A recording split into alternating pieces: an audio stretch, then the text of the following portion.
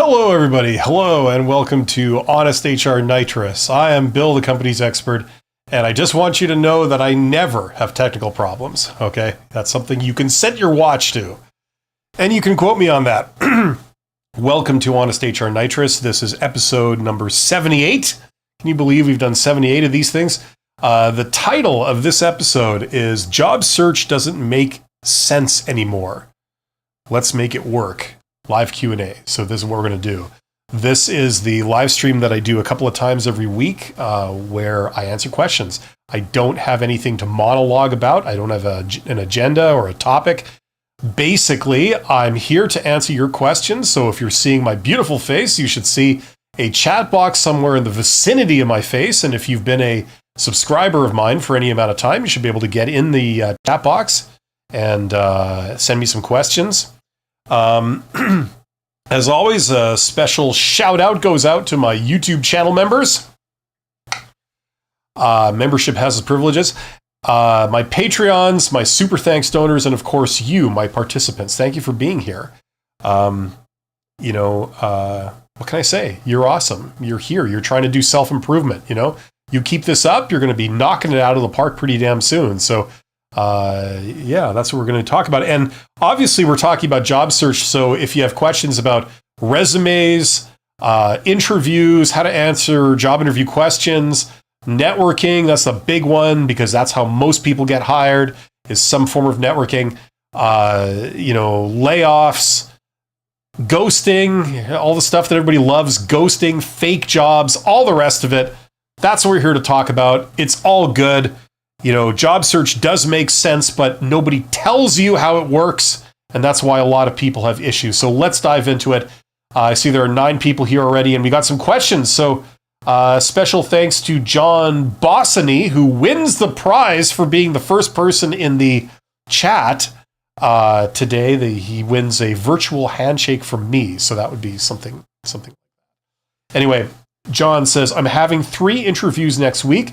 I've been interviewing with DR Horton, a production builder for more than 3 weeks now. It's the job I really want, but I believe I'm going to have to decline all other offers just to get this job. They are taking their time. Just emailed him today. He said I'm at the top of his interview list. I don't think I should risk it, and I should just focus on getting started in the industry. Okay, obviously, John, what you should do depends on the details of your situation and things like your own personal goals, which no one else can tell you other than yourself. However, only knowing this much, this is what I would say, okay? It's first come, first serve. So I understand that there's one job with DR Horton that you are really hoping that will work out. That's the thing that you really want. I get that, okay? And hopefully you will get it, okay? However, if one of the other employers offers you a job before then, what I would recommend is that you take it, okay? Now remember, if later on DR Horton does in fact offer you a job and you negotiate an offer with them and you come to an agreement and they want you to start and, you can always drop whatever you're doing if it comes to that, okay? The other thing you can do, of course, is that, first of all, you're negotiating from a position of power. So if DR Horton ends up making you an offer, but the offer tends to be, it's inferior to what you've just obtained with some other employer, okay? You can negotiate with DR Horton from a position of power. You've already got something that's paying you more, or it's giving you better working conditions or perks or whatever it is.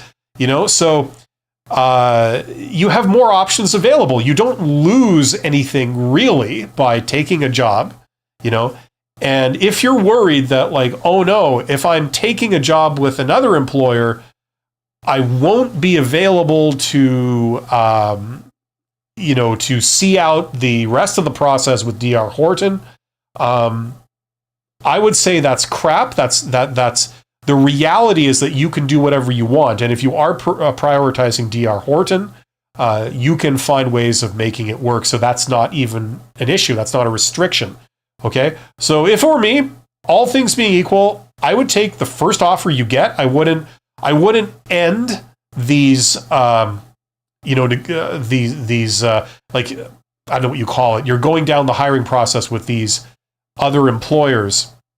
They haven't made you an offer yet, but I wouldn't preemptively end it. I would just see it through to its completion, whatever that is. If it doesn't go anywhere, it doesn't go anywhere. But if they end up offering you a job and they do it before DR Horton, I'd take it, and then still pursue the position with DR Horton.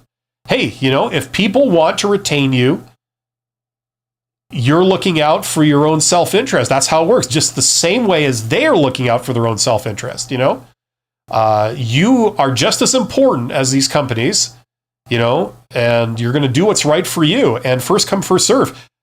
You know what I'm saying? That does matter. So that's what I'd say.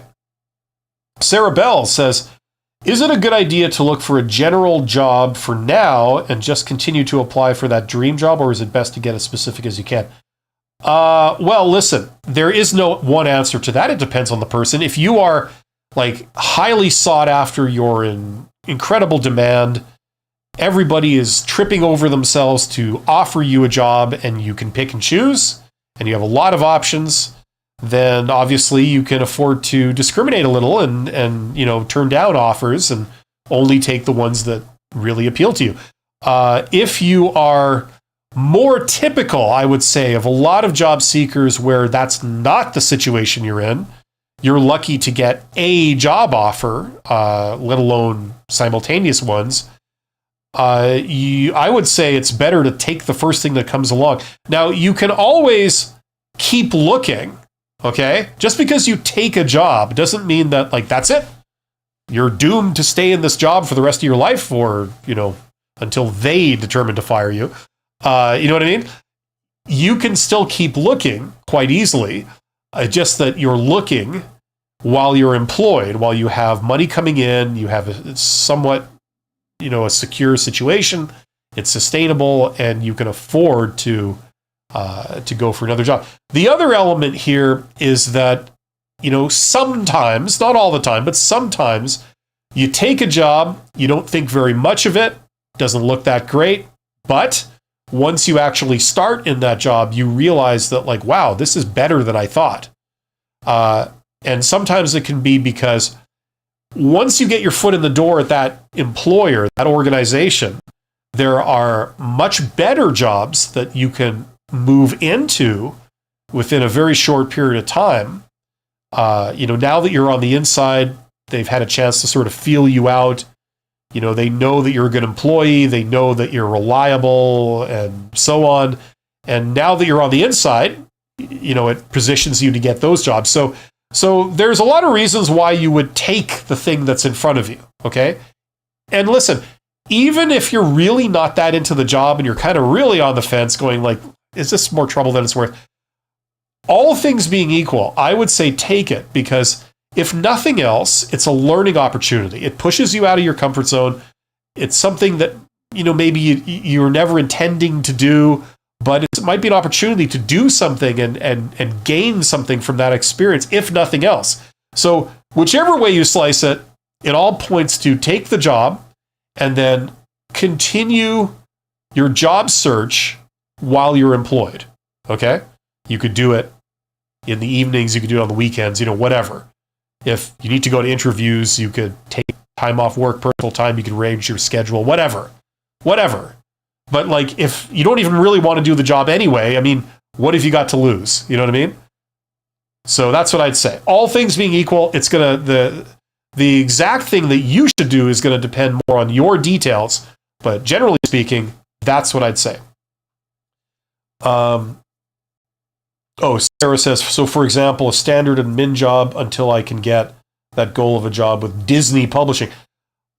I don't know much about Disney specifically firsthand, but just what little I know of them, having observed them from the outside, you might be waiting a while for a job with Disney. That's a totally uninformed opinion, but there you go. Tong says, hi, Bill. Last stream you mentioned using some training or courses to cover a gap in your resume. If it's a substantial gap, how would you think it's a good way to cover that gap on an experience section? Do you think using certifications as experience or under full-time education is a good idea, or does that look a bit silly on a CV, especially if they aren't extremely intensive? Okay, Tong, let's lay this down here. Here's a question for you. The fact that you have a work gap, like a current work gap, you haven't been employed or like enrolled in school or something for a while. Okay? Now answer me this. Does that actually affect how employable you are? I would say no. It doesn't. I think we all know this. If you have a good education and you have like a lot of experience, you have a lot of skills, but you decide to, I don't know, backpack around Europe for a year, 2 years, 3 years, you spend 3 years hitchhiking your way around Europe, right? Because just that's how you roll, you know? Does that mean that your education and your previous work experience is all for naught? Does this mean that you're now unemployable? You couldn't offer anything of value to an employer? Is that what it means? Of course not. It's crap. It doesn't actually mean anything in reality. What we're talking about is perceptions, right? You see, when a recruiter sees a work gap, the perception is that it's a problem. And the way they think is that all they know is that you haven't been working for a while. They don't know why. It could be justified, or there could be something seriously wrong with you that makes you unemployable, right? That could be another explanation for it, right? They don't know the reason for the work gap. So because they are risk averse, they are going to assume that there may be something wrong with you that suggests that you might be unemployable. And for that, they are going to categorize you as a high-risk employee. Okay? Now, this is not based on anything real. This is based on stereotypes, and it's based on statistics. Okay? Because you do get people that, for whatever reason, maybe they got mental health issues or whatever, they haven't been employed. But they haven't been employed because of some real underlying issue that results in them not being a very good employee if they were hired, right? You know what I mean? So the recruiter doesn't know. So they're playing on statistics. And as we've talked about before, recruiters, they don't actually look for the best employee. That's not what they're looking for. A lot of times they can't tell the best employee. But what they can do is they can look for risk factors.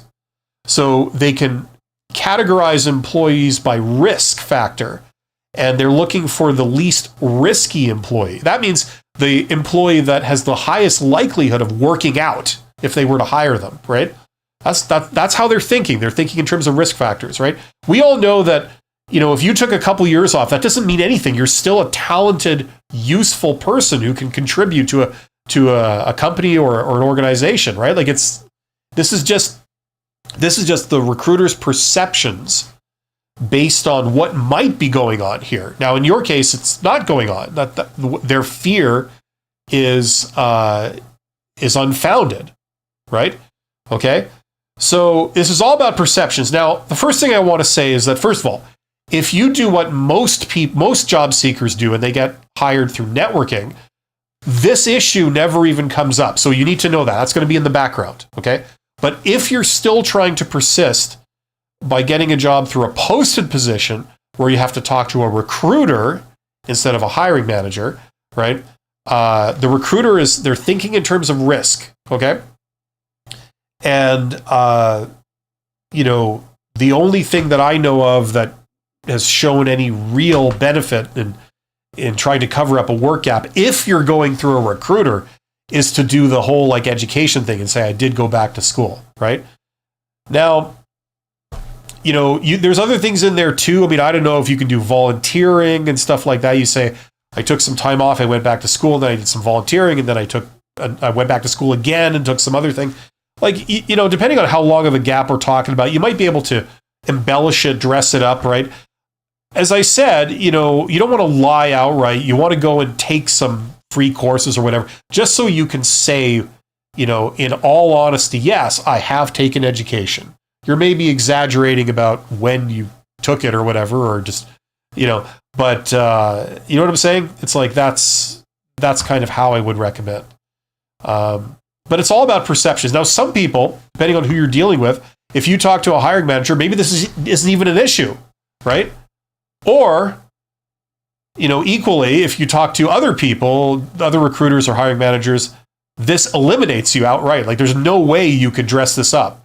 If the last job you had was 3 years ago and just in their minds, that's a problem, then you can't go through this channel to get employed with them. You'll have to find someone else that doesn't consider that a problem. And, most people get hired through networking where this isn't even an issue, right? They're not hiring you because of your history. They're hiring you because of an encounter they had with you where you clearly showed that you know your stuff and you're awesome to deal with and you're a pleasure to deal with and you're professional and you've got some passion for the role. Like, you've demonstrated all this. So that's what they hire you on, the strength of that. They don't hire you on the basis of your resume, which is your history.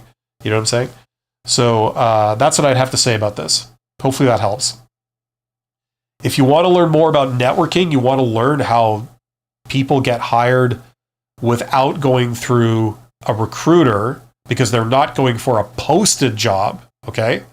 If you want to learn that, I highly recommend that you do your own research into that. You will see that more people get hired through that than by applying for posted jobs. If you want to know how to do that, take that course, my Get Hired course. That covers it. That'll show you how to do it. It's not something I can explain in 5 minutes.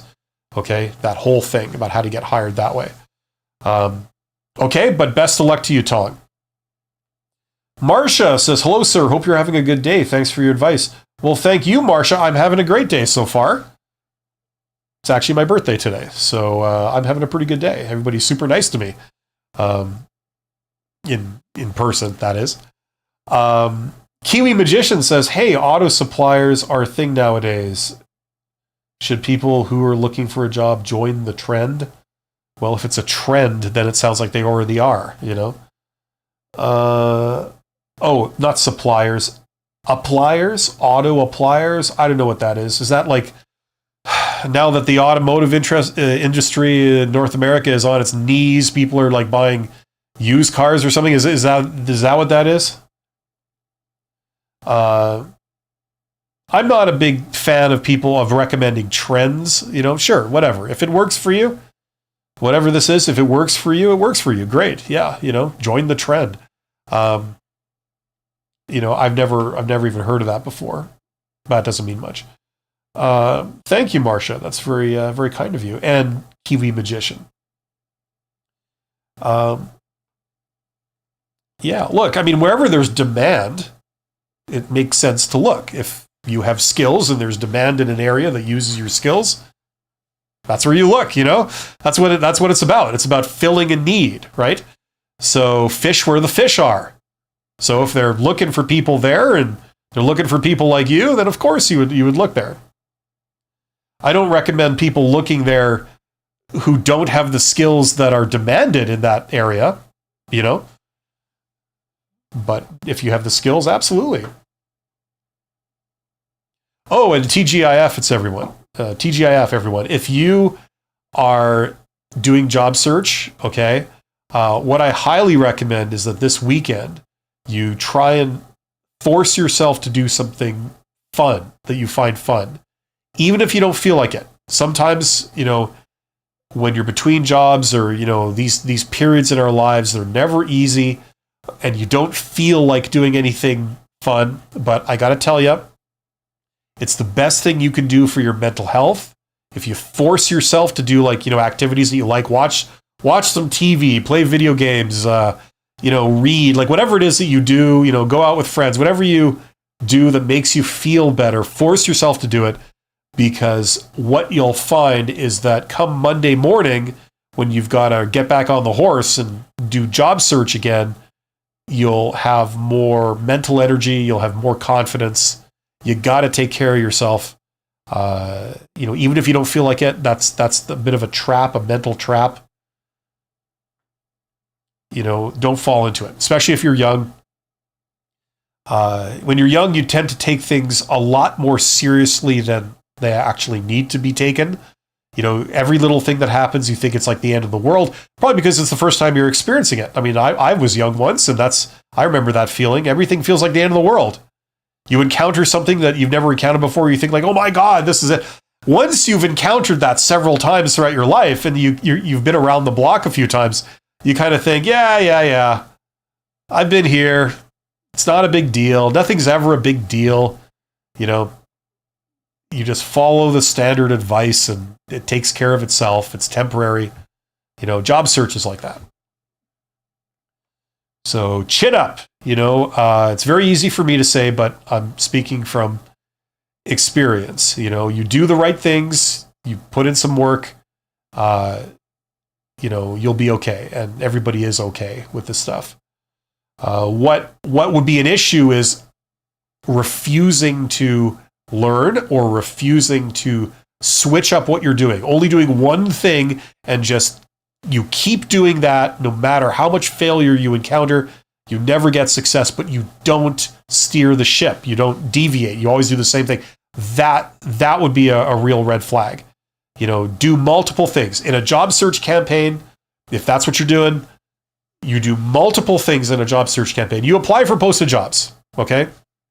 But you do a lot of other things, especially networking type activities, right?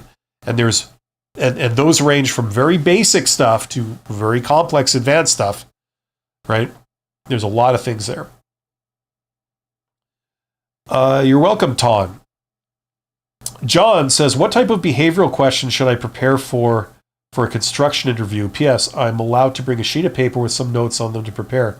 You're right about having fun. Okay, let's see if we can do a little experiment here, John. I'm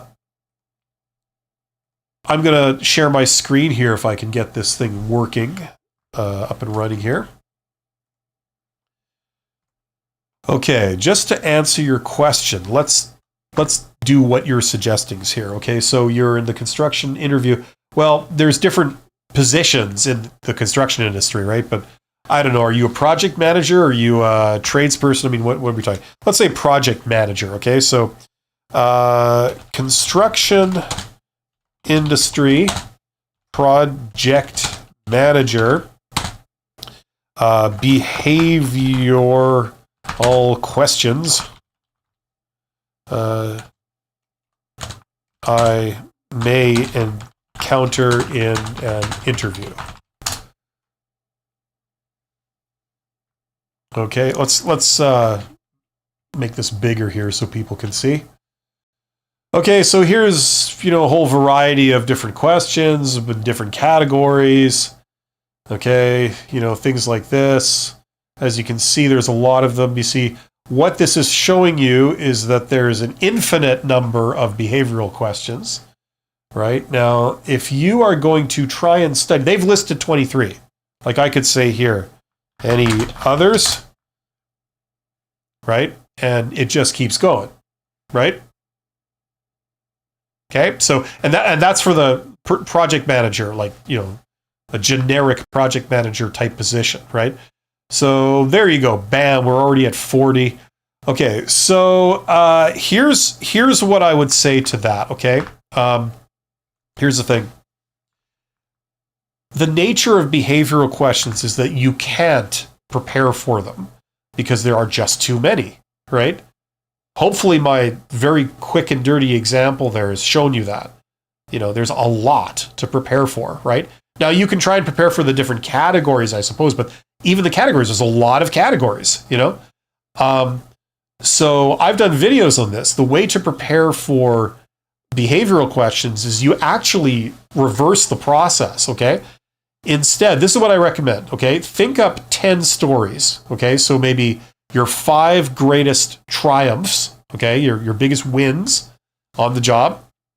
You did something, you're tasked with doing something, you didn't know what to do, but you went away and you figured out what to do and then you did it and it turned out great. It was a resounding success and you got commended and promoted for it. You'd probably tell that story. That would be one of them, right? And then the other 5 Think of like, when have you used creativity, talk about your failures, dealing with people, conflicts, stuff like that, right? So then those stories, what you're going to do is you're going to practice them saying in the star format or something similar. It doesn't really matter what format, as long as it's a nice compact format like star or car or any of those. And you're going to practice telling them in under a minute, okay? So you're going to rehearse these. So you're going to vet the story. And remember, when they ask you about your past, they don't give a crap about your past.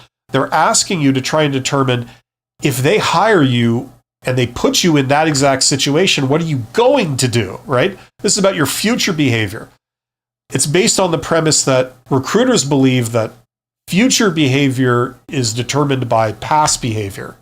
So if you acted a certain way in the past, that's how you're going to act in the future in the same situation. So memorize 10 stories where you vet the stories, you get them in the star format, you practice telling them in under a minute, and they're on the tip of your mind, okay? Somebody raked me over the coals for using that, saying tip of your mind. I know it's a mixed metaphor. I got like insulted the last time I used that. Yes, I know it's the forefront of your mind or the tip of your tongue, but I'm saying the tip of your mind. So you've rehearsed these, they're in your head. Then when you go to the interview, whatever behavioral question they ask you, you're going to pick one of those 10 stories, the one that it's most closest to, and you're going to say that story. You're going to maybe tweak the words slightly depending on what they ask you, but it's basically you're going to tweak that story. That way, you always have an answer for everything. You don't have to think anything original when you got strangers staring at you in a high-stress situation, right? It's all rehearsed. And then what you say is vetted. You're not going off script and possibly risking putting your foot in your mouth and eliminating yourself. You've vetted the stories. You make sure that they're okay to say in a job interview. So that's how I'd recommend you prepare for behavioral interview questions. Get those 10 stories, memorize them, star format, under a minute, rehearse, and whatever they ask you, you're going to knock it out of the park. So hopefully that helps. Kiwi Magician says, it's an AI that finds you 1,000 jobs and helps you apply automatically. It also tailors your resume while in the process. Cool. That's not a question. That's a statement. So I don't know what you mean by that. If your assertion is that AI will find you a job and it's better than anything you can do, you're wrong. And you know what? I don't want to argue about it. Go out and prove me wrong. John Boston says, it would be for an assistant project manager. Yes, you're right. Okay, good. So you would tailor that thing I did to an assistant project manager if you want to see the actual questions. But there's so many, and even there's so many categories that I don't recommend that approach. I recommend the approach that I just said, obviously. So, but you don't have to fear it. You can do a damn good job of these questions by doing that.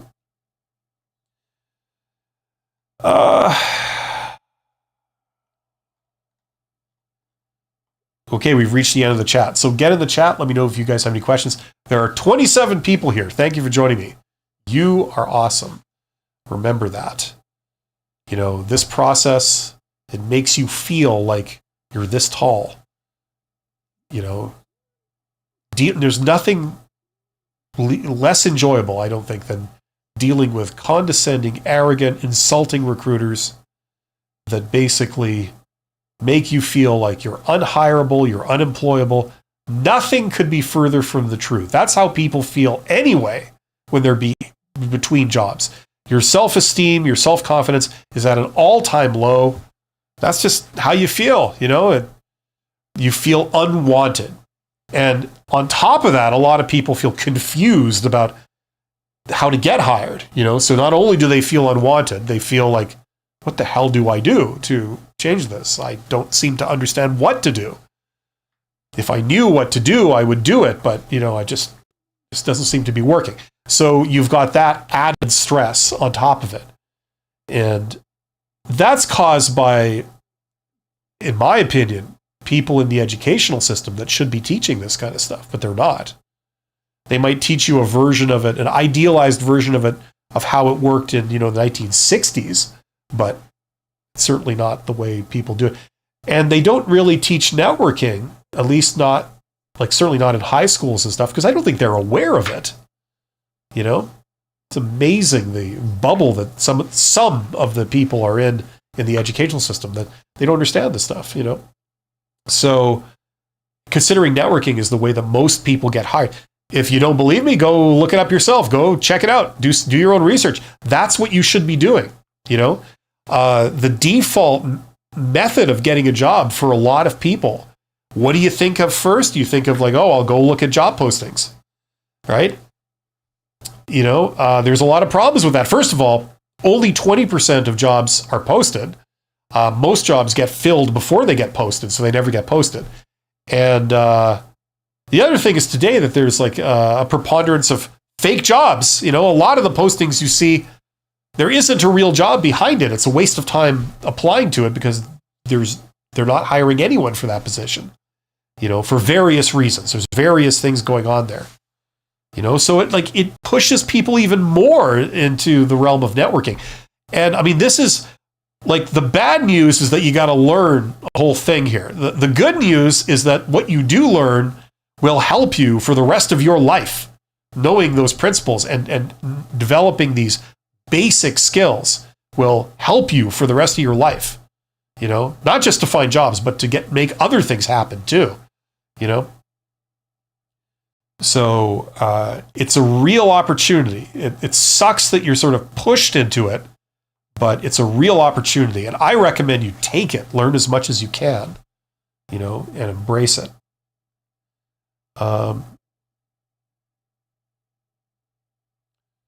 Tong says, what do you think is a safe or appropriate answer for a question along the lines of what is your greatest life achievement? Okay, so how 5 to 10 minutes ago I was talking and I was replying to John about how to answer behavioral questions. And what I said in a nutshell was come up with 10 stories from your past. 5 of them are going to be your biggest wins, right? And then vet them, memorize them, practice saying them in under a minute, right? Well, pick any one of those 5 to answer this, right? What is your greatest life achievement? Bam, you've got it on the tip of your mind. It's one of those 5 stories. You say it. There you go.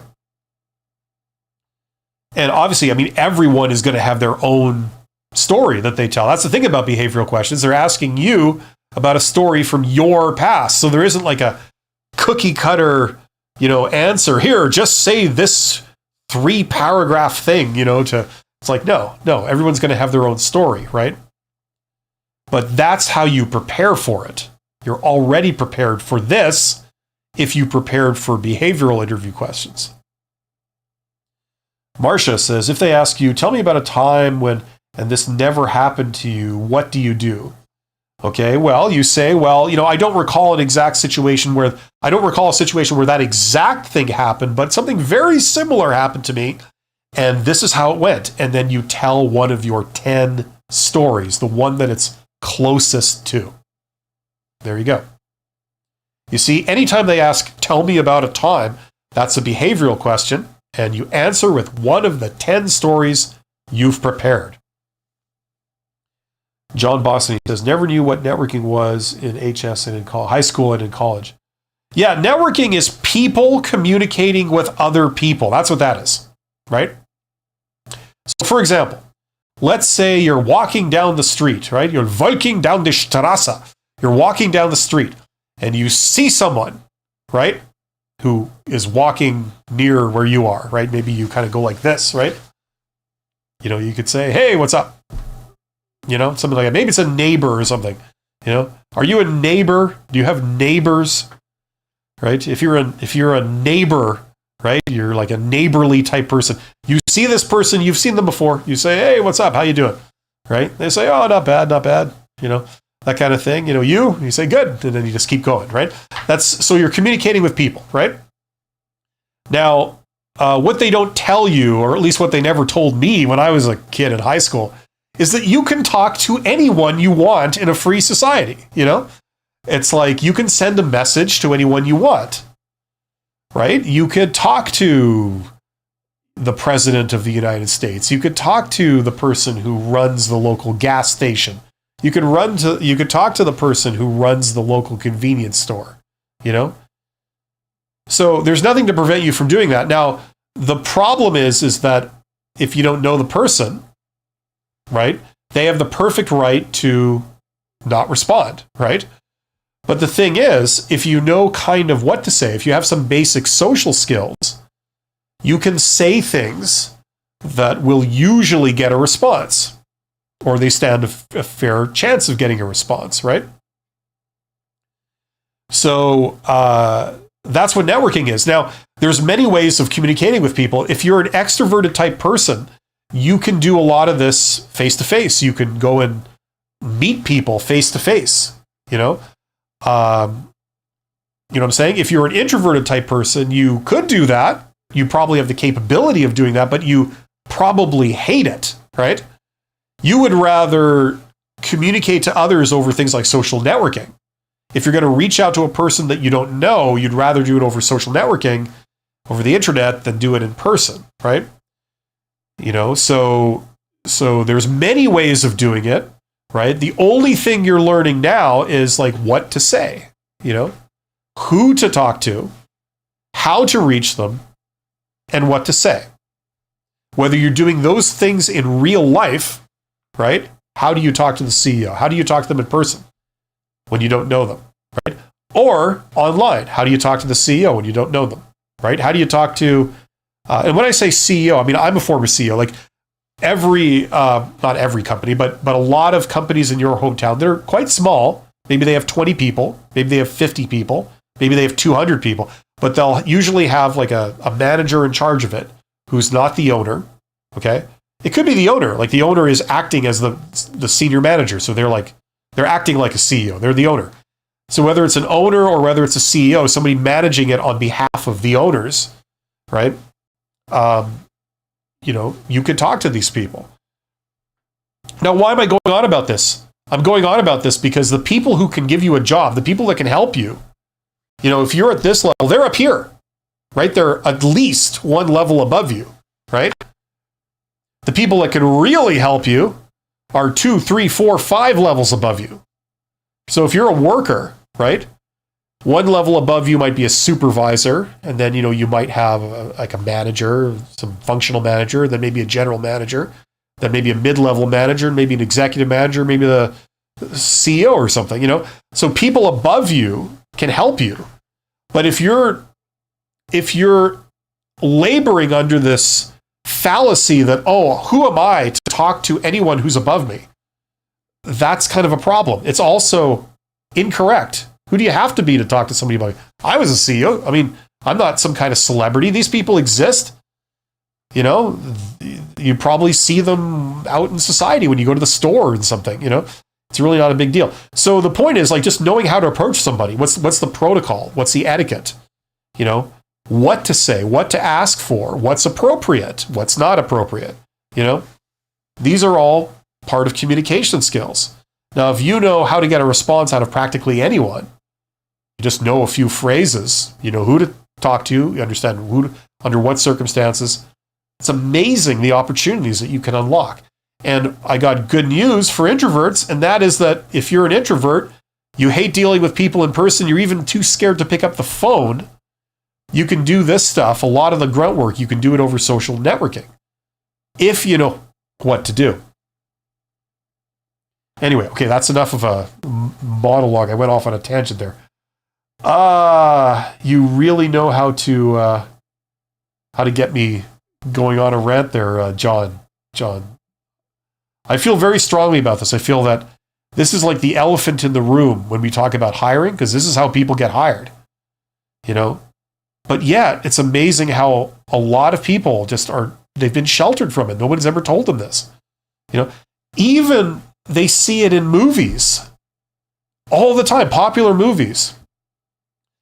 The last movie I saw this sounds kind of bad, but was the Wolf of Wall Street. You guys seen the Wolf of Wall Street? So many networking type stuff happens in that movie. Like there's the main guy. I don't know, it was Leonardo DiCaprio, the main guy, whatever his name was. And then there's that like other guy. Is it the Rogan? I can't remember his name. The fat guy with the glasses and the little fro. The number 2 guy.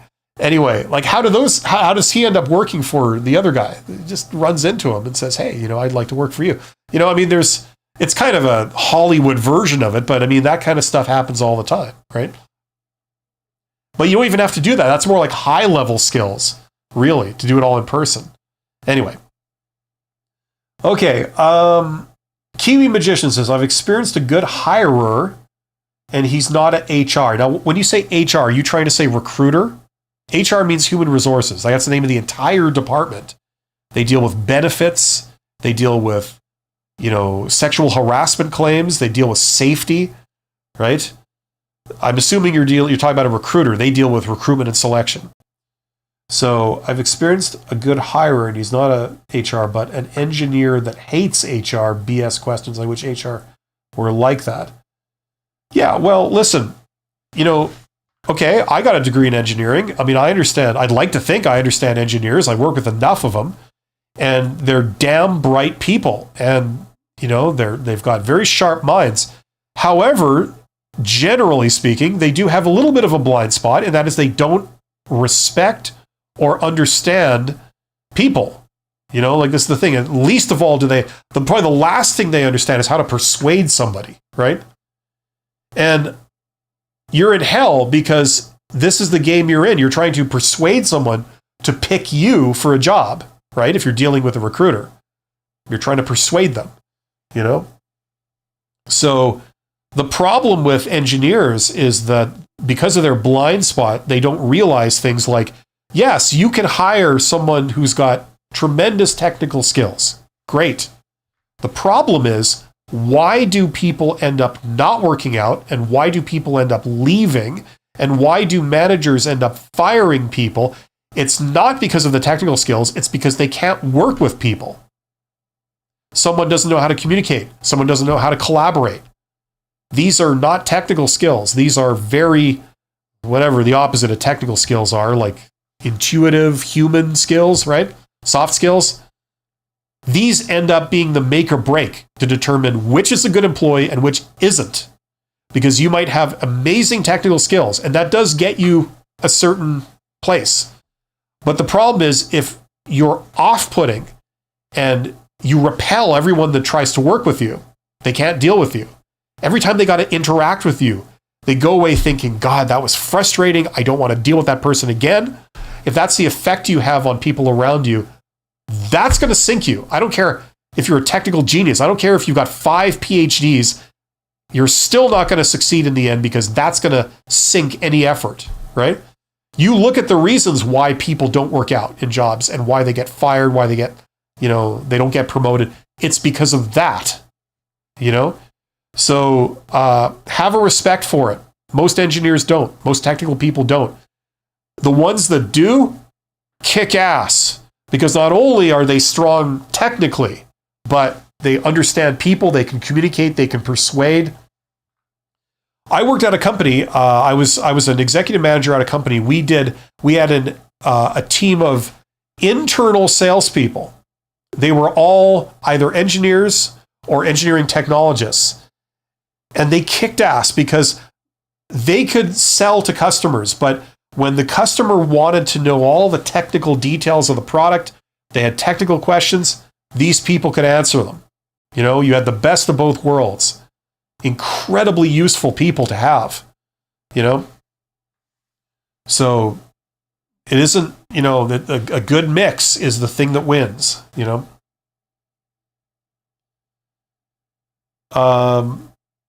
The problem is also we've all seen things like, working on the Manhattan Project, where you got some of the best technical people in the world that did this incredible technical achievement kind of thing. But they were difficult to work with. They were all quirky and they're all geniuses. They're all weird and they don't really know how to talk to each other. Some of them do. A lot of them did. That's why they got so far. But you got a few others that were almost impossible to deal with. And I hate to say it, but most companies where you're working on, IT or whatever you're working on, engineering, it's like, it's not the Manhattan Project, guys. This is like a much more mundane situation. If people hate dealing with you, you're not going to last. Sorry, I just went on another random wandering trip to nowhere. I apologize.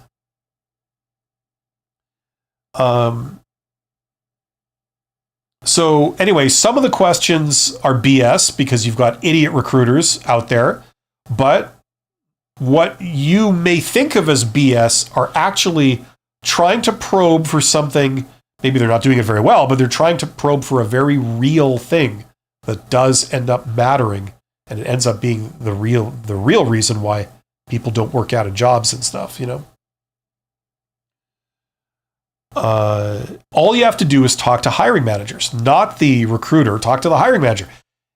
The hiring manager is the boss, right? So if you get the job, they're your boss, right? That's the hiring manager. So if you talk to the hiring manager, they have a technical understanding of the role, probably because they've been in it for many years, and now they're the boss of that position, right? So you'll be able to have a very good conversation where, especially if it's unstructured, you can have a great, brilliant conversation where they see like that you really know your stuff, and they get a feel for what it would be like to deal with you. Those can be very productive. That's the basis of a lot of like people that get hired through networking. You're welcome, Marcia.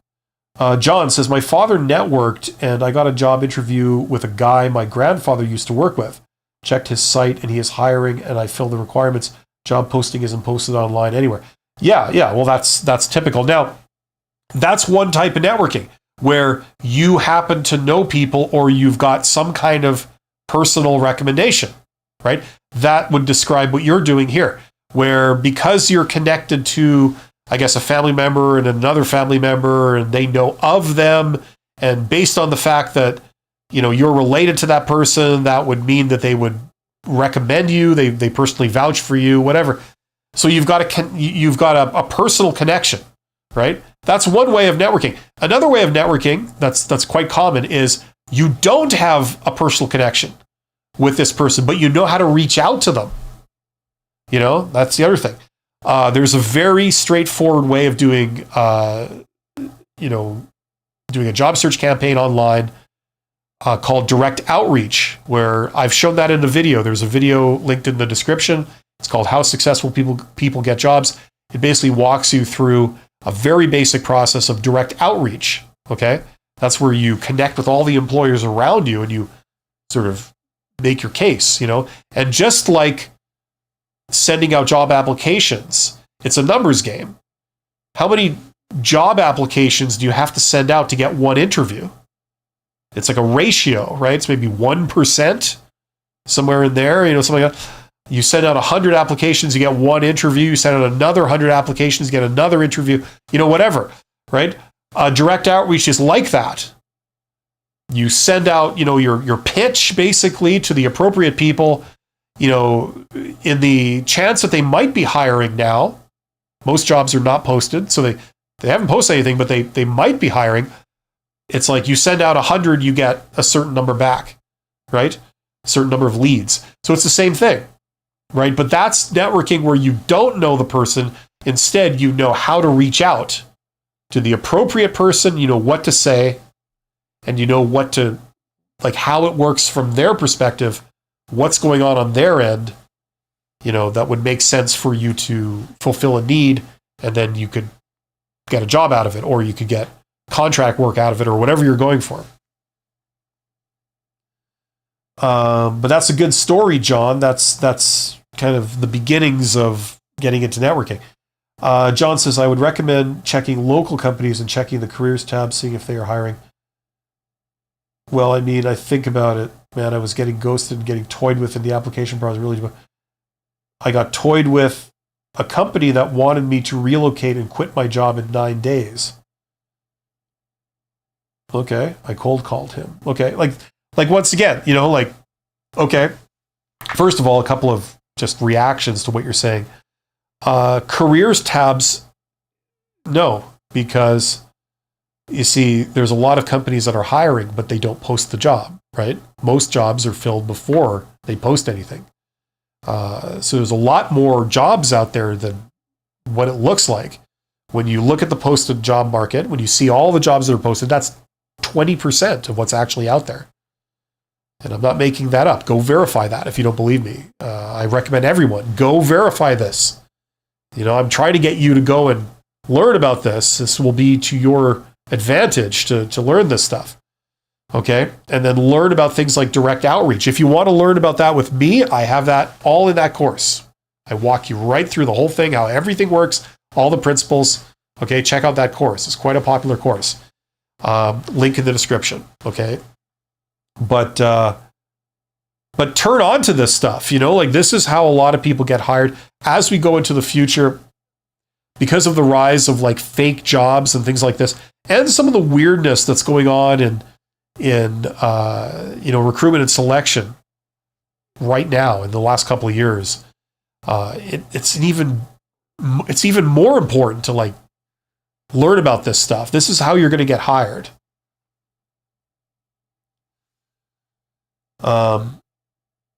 I built up my consulting. For what it's worth, I built up my consulting business doing this exact thing, except I was networking with CEOs exclusively.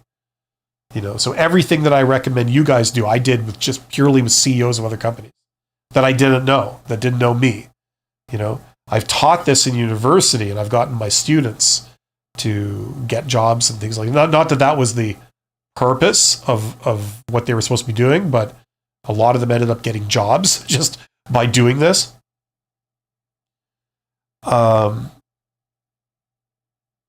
And cold calling, yes, that's one thing that some people do. I hate that. I've never done that in my life. I don't intend to ever do that in my life. I don't think it's really that effective, at least for what I'm recommending, like for finding employment opportunities and things like this. If you're selling or something, then I know that there's some types of sales that still do that kind of thing, but that's gotten less relevant in the information age or the internet age. Same with email, like mass emails. That might have been a thing like in the beginning, like in the 90s, possibly the early 2000s, the aughts or whatever you call that decade. That might have been a thing then, but like now it's really not. Most email is spam. People know what spam email is. They have all kinds of spam filters. It doesn't go anywhere. It's used mainly for scams and things. Tong says, what do you think is the best way to respond to a technical question to which you don't know the answer to? Well, it depends on the context. There isn't like a one-size-fits-all for anything. One of your fallback answers in an interview is going to be to tell them the stuff that you know they're looking for. And of all the stuff that they're looking for, some of it is hidden, but some of it is disclosed, namely the stuff they put in the job posting under the requirements section. Like, we're looking for someone who's got this, who's got this, who's got this education, this experience, these skills, these traits. So they've explicitly stated those. Other things, they're almost universal, but they're implied, right? Like being professional, like being easy to work with, by having good communication skills, understanding etiquette and protocol, having initiative, you know what I mean? Just understanding what's appropriate, what's inappropriate, understanding, codes of conduct and all this kind of stuff. Those are very rarely explicitly stated, but they're things that they're checking for. They want to see that you have, right? So of all the stuff that's implied and of all the stuff that's explicitly stated, you fall back on telling them that you have it, reminding them that you have this. And you have to mention it more than once during the course of an interview, okay? Because a lot of times, either it doesn't register, it didn't register, or they haven't done any preparation before talking to you, so they don't remember what's on your resume. You know what I mean? So when you remind them, I have this, and I have like 5 years experience in this, and I have 2 years in that, right? So that's one of the fallback answers you're going to use. So depending on the nature of the technical question, where they say like, how would you, like, okay, you've got to, I mean, I don't know, this could be any type of job. Like how do you process a work order? How do you do the warranty on it? How do you check to see if, there's warranty eligible on this product so that you handle its disposition and supply chain or whatever? You could say like, well, I've dealt with something similar, in my degree that I've done, and I've had 5 years experience, working in this environment. So, I mean, something like that is a challenge that I've dealt with before, something like that. The point is you're dropping all these things that you have, right? If it's more of a technical, like it's like a test, like a skill testing test, that if you don't know the answer and it's like an exam type format thing, there's not a whole hell of a lot you can do, There are stupid questions that, like, I just did a video on called estimation questions. Some people call them Fermi questions. It has a variety of different names, but it's where they ask you like these dumb technical questions that seem unanswerable in a job interview. They'll say like, what is it? How much does the Statue of Liberty weigh, or, how much concrete had to go into the CN Tower, or, like something like this. And you think like, oh my God, that's unanswerable. Really what it is, like, this is what these clowns are doing. They want to see if you can do the process of rough estimation. So you say like, look, I don't know the answer to that, but I mean, I don't know. The CN Tower is, I believe it's about 1,000 feet high, I think. So whatever its height is, let's say 1,000 feet or meters or whatever you're using, and I know that you need approximately 1 cubic meter of concrete to support this amount of weight, whatever, right? So you do a very rough estimate. That times this times 1,000 feet is, I don't know, 6,000 cubic meters of concrete, something like that, So somewhere in that ballpark is, give or take, that's kind of what the answer will be. And they go, great, you passed the question. And it's like so stupid. If they had told you all we're checking for is to see if you could do the process of rough estimation, then it would be easy. But they don't tell you that, So there's also those types of questions too that they sometimes dump on you. And if you've never encountered that before, you don't realize that they might be doing this. It seems unanswerable. You can't answer that because I just don't know it, But all they were looking for is to see if you could estimate it. So anyway, I don't know if that's like really an answer to your question, but that's some things that might apply.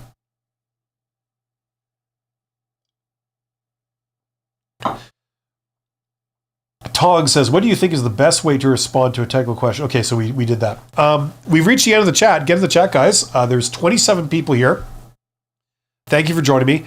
If you are feeling lost in your job search and you don't know what to do and it's confusing, get that course. That's where I put all my learning, all my teaching, and my advice on job search. It's all in that course. If, on the other hand, you're looking for something slightly different, you have a job, but you want to climb the ladder, you want to get promoted, check out that course. That's where I put all the learning I did about communication skills, all the communication skills I had to tack on between working as a supervisor all the way to being a CEO. I put them all into that course. Okay, so if you're wanting to learn advanced communication skills, check out that course. I know it's called Write Like a Professional. It does talk about writing, but it's also mainly talking about what to say, how to respond to different things. So if that's what you're into learning, check that out. There's a link in the description box below this video feed.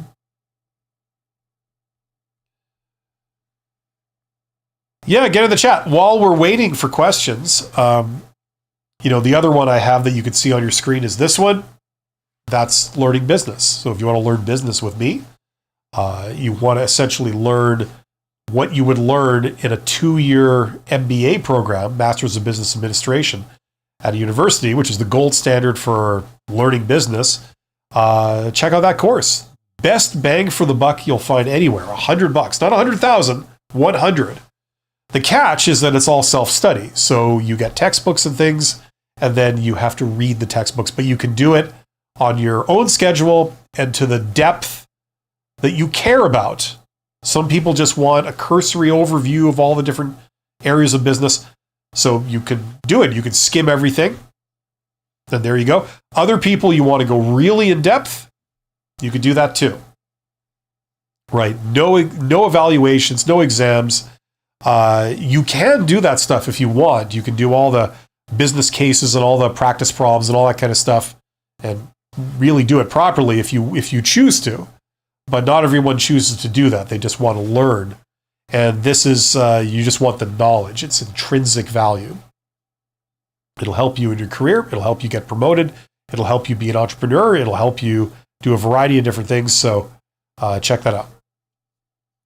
Until we get more questions, I'm just sitting here idling. I don't have any real thing to share with you or any agenda. I'm just here purely to answer your questions. So, as I said, we got 27 people here, so get in the chat. Let me know what you're wondering about, and I'll do my best to help you out.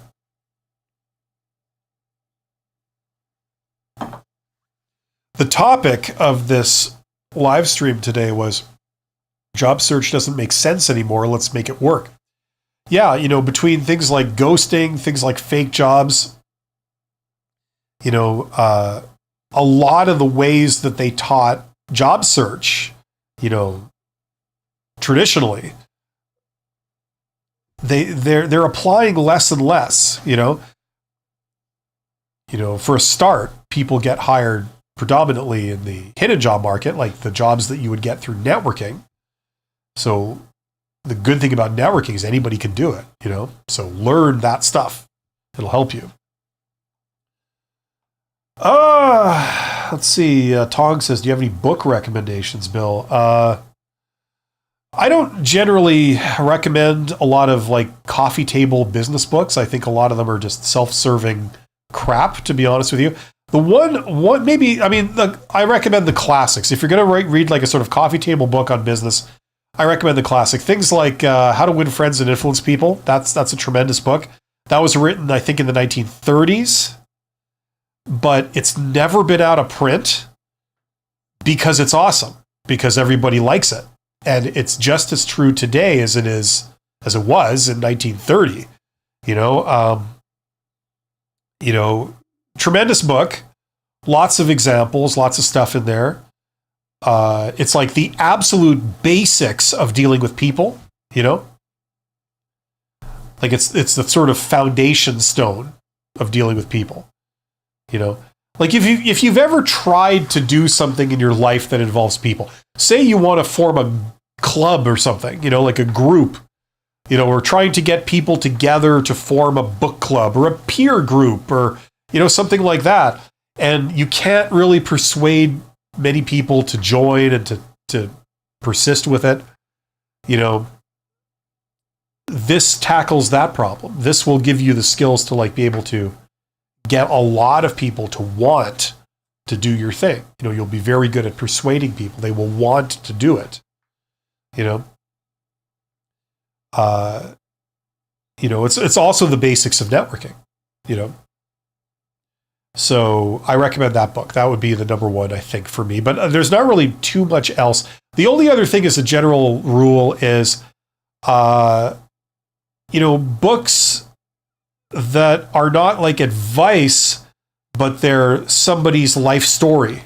Those I think are better than like advice books, because any idiot can write an advice book, like what I'm doing now. I'm giving you guys advice. Any fool can like give you their opinion on what you should do, but it takes, what's harder to fake is a real life success story and then somebody explaining how they did it,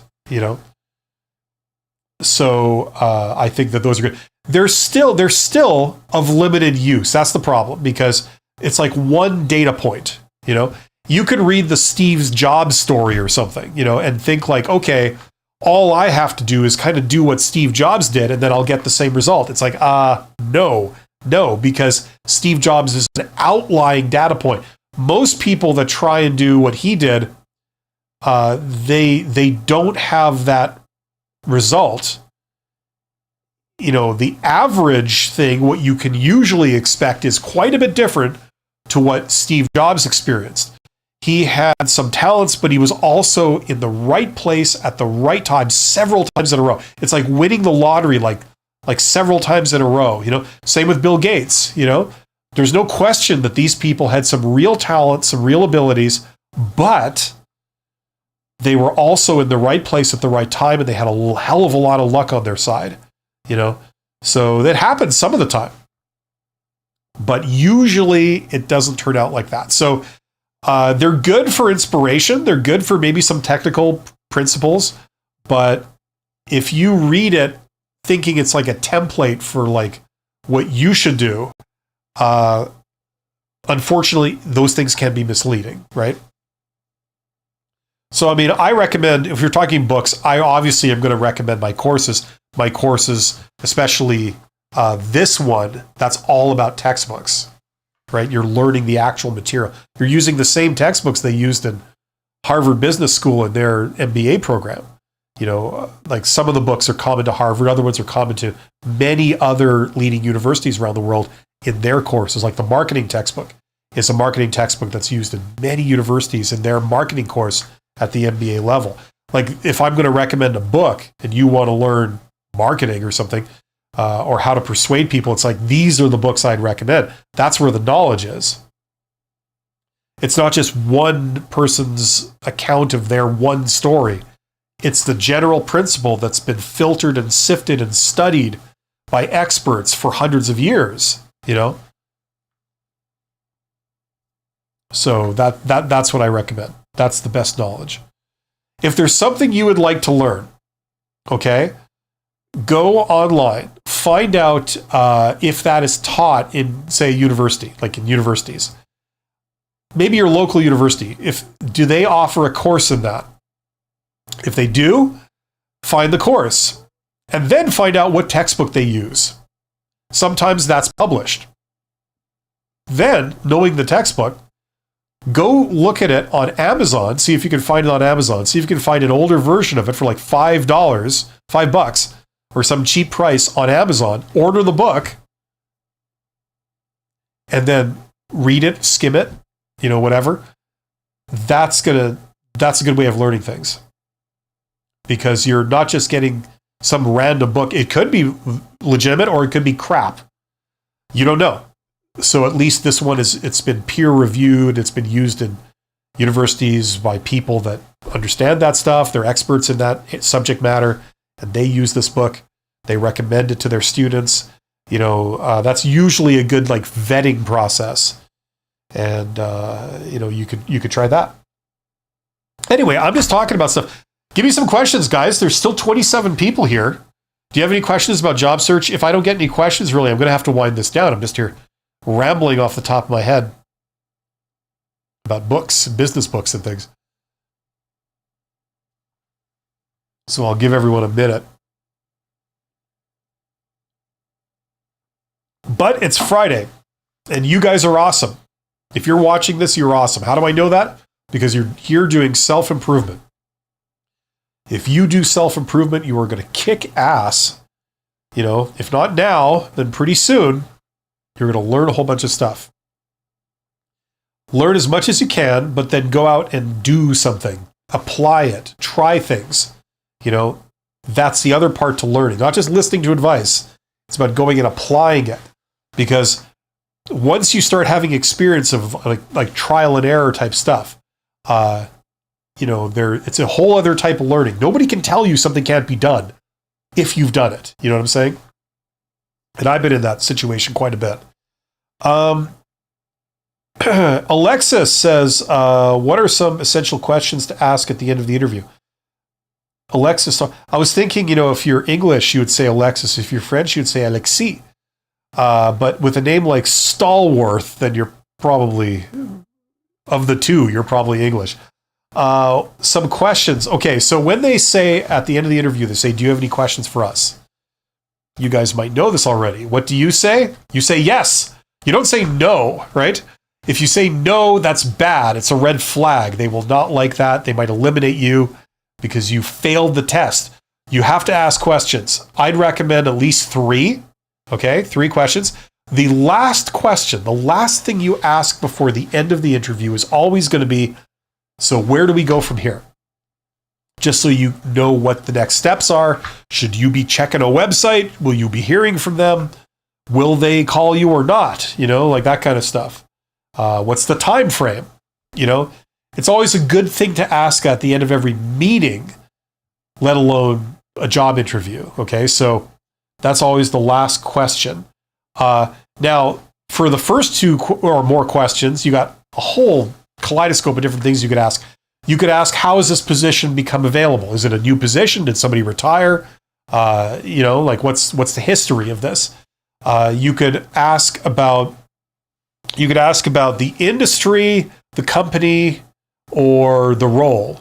Okay, so a good thing would be challenges. What's the biggest, as you see it, what would be the biggest challenge for the person in this role going forward? Right? As you see it, what would be the biggest challenge what's the biggest challenge for this company going forward, if I can ask? According to you guys, what do you think is the biggest challenge for this industry as a whole going forward, say in the next 5 years? Like that kind of, you could do all these variations. Another good one that I like, I would only ask this if you had a good rapport with your interviewer, like it was very positive, you had a good vibe. I would say, have you seen anything in other candidates that you haven't yet seen in me that I can perhaps speak to? And sometimes they'll tell you, they'll say like, well, you certainly have this and you have that and you have this. If I did have any concerns, they would probably be in this area here, and they tell you this. And the great thing about asking this question is that if they answer it, then you get a chance to sort of fill in, maybe your deficiencies. Say, oh, that's interesting. Well, maybe I didn't mention, I actually have this and I've done this and I know this, and here's an example and here's what I can do for you. And so it's a way to sort of just a last minute chance to like sort of boost, your points, like how well you did, so that's a good one. It's a more higher level question. If you didn't have a great rapport with the interviewer, they might just not engage on that. They might just say, well, no, I don't really, it's not something I can disclose. But there's all kinds of stuff. So these are some great options. Hopefully that makes sense. Alexis, ah bien, mais qu'est-ce qu'il y a, Alexis? Either works. That's good. That's good. You go both ways. That's perfect. Alexi says, oh, that's a good one. Okay, good. Yeah. Use all these. Rip them off freely. Joshua says, what about if the questions you prepared to ask was already answered in the interview's preparation? Then you're shit out of luck, aren't you? You have no other option but to kill yourself in front of them. No, listen, look. Okay, it's usually good to prepare, right? And you're going to prepare more than 1 or 2 things, right? You're going to prepare like a list, Now, the great thing you can do when you ask questions is you can ask about the role, and what that does is that gives you some extra insight into like what they're hiring for. You know what I mean? So if you knew, for example, like they said, okay, well, this role, it's a project manager position. And that means you're going to be doing quite a few different things here. You're going to be doing some technical stuff. You're going to be doing some organizational stuff. You're going to be designing processes. But you're also going to be doing a little bit of like marketing type activities outside the company. You're going to be interfacing with people outside the company. And of all the different duties, the employer, what they think is that, the process stuff, the operational stuff, we're not worried about that. We can pretty much get almost anyone, and they should be able to hack that. But it's the marketing stuff that's really why we're having to scrutinize who we hire, because not everybody can do that. We believe that not everybody can do that, So if you ask about the role and you say, like, what's the biggest challenge that the person in this role is going to face according to you, right? They start talking to you about the role. They start talking to you about, like, why it's a challenge, because you're going to need these skills and, these experiences and stuff like that. So it gives you the opportunity to speak to all that stuff. You know what I mean? And,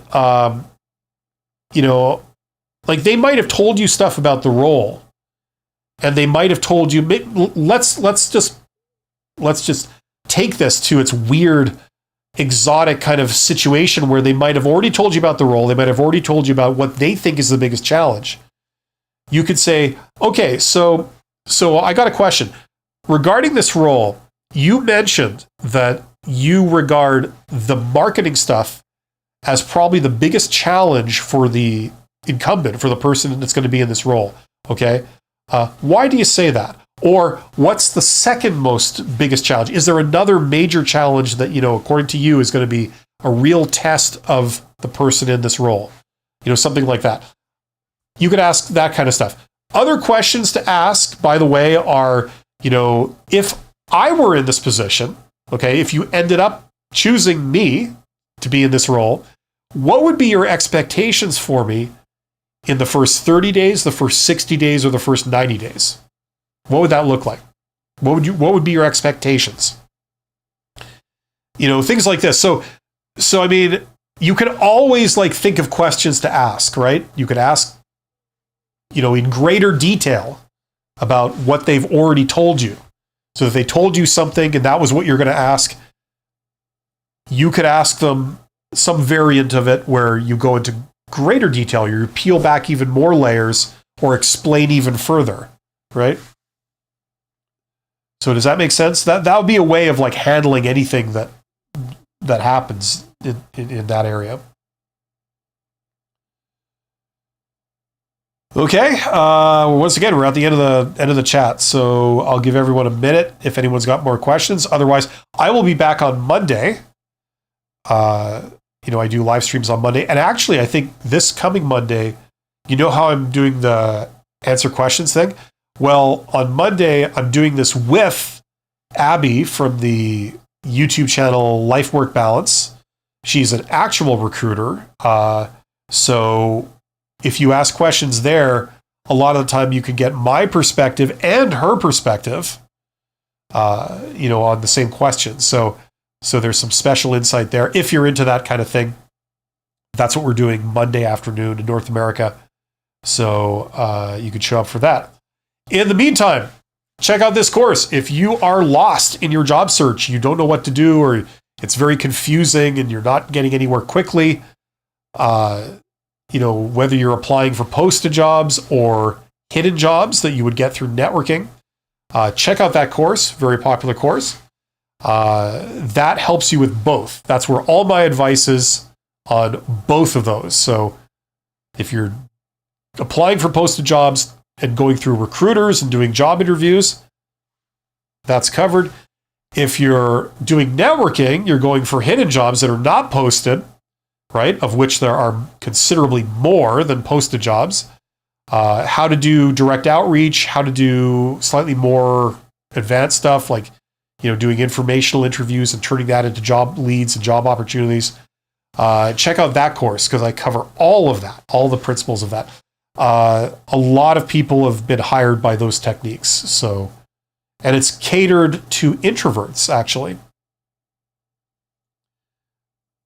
If you are an extrovert, first of all, I'd be surprised if you were here, but if you are an extrovert, there's all kinds of extroverted related networking activities. You could do job fairs on the low end. You could do industry events, wine and cheese parties, trade shows, like the whole thing. There's all kinds of things. Information interviews are a big one. This kind of thing. There's a ton of things in that world. But in this course, I cover the stuff that's geared towards introverts. A lot of social networking, a lot of ways of, being invited into a company to speak with someone because they want to talk to you, and it doesn't feel like a job interview at all. It feels like a referral. They've asked you to come down and speak with them. And you've been kind enough to say yes, and that's usually the only circumstances under which you would do any kind of face-to-face networking, in that in that context. So it's very much geared to introverts. I'm an introvert, so I know a lot about that stuff. I've done some of the extroverted type networking. I didn't really like it. I found it very inefficient, but I do know a lot of people that have thrived in those environments, and they've demonstrated to me just how, effing amazing they are, doing that stuff and how they can make it work for them. And it's damn powerful, but there's a lot you can do from your computer or your phone. It's just amazing, and, this is all assuming that you know absolutely nobody, like you just moved to a city, you know no one, it's not dependent on having any connections whatsoever. Anyway, if you want to learn any of that stuff, check out that course.